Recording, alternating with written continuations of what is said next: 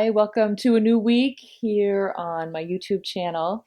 And I thought that at the beginning of each of my segments today, I would share a quick little interview that I did with some kids that I spoke to last weekend.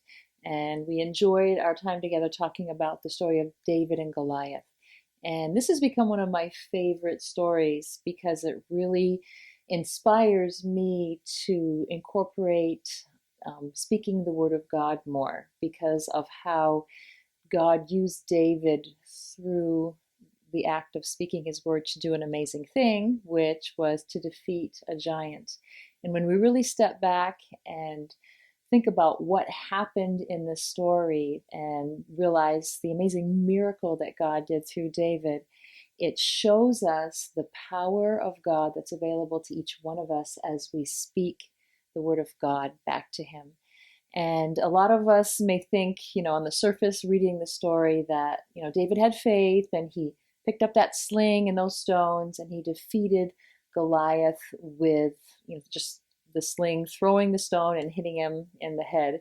But the truth of the matter is, David actually defeated Goliath even before he picked up that stone. And the way he did that was by running toward Goliath and shouting victory in faith, saying, my God is going to deliver you into my hands. I'm going to kill you. I'm going to cut off your head. I mean, he even laid out step by step what God wanted to do through his life to defeat the enemies of his people.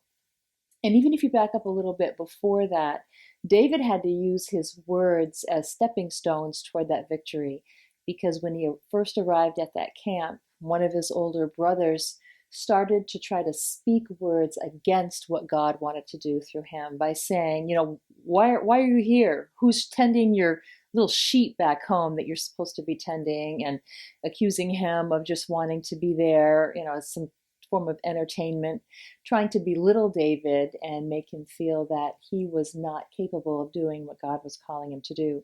So he had to ignore those words and speak the truth of the power of the God within him.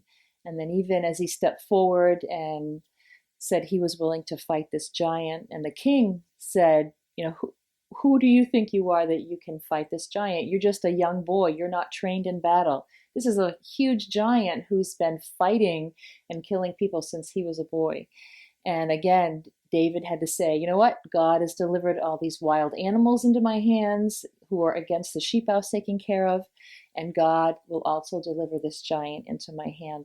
So it was actually the words of David that came through the faith in his heart of who God was to him that defeated the giant even before he threw that stone at him. And I want to encourage each one of us to get in the Word of God and find, who does God say we are? What is it that God is calling us to do? And to speak those words with boldness, with faith, not listening to any of the naysayers or the doubters around us, and see how God will step into our stories just as he did David's to do miracles for his glory. Hi, this is Debbie, and I want to introduce you to my new friend, Hannah. And we've been talking today about the importance of speaking the word of God over our lives. So, Hannah, just share what you've learned, or a little bit about the story of David. Go ahead.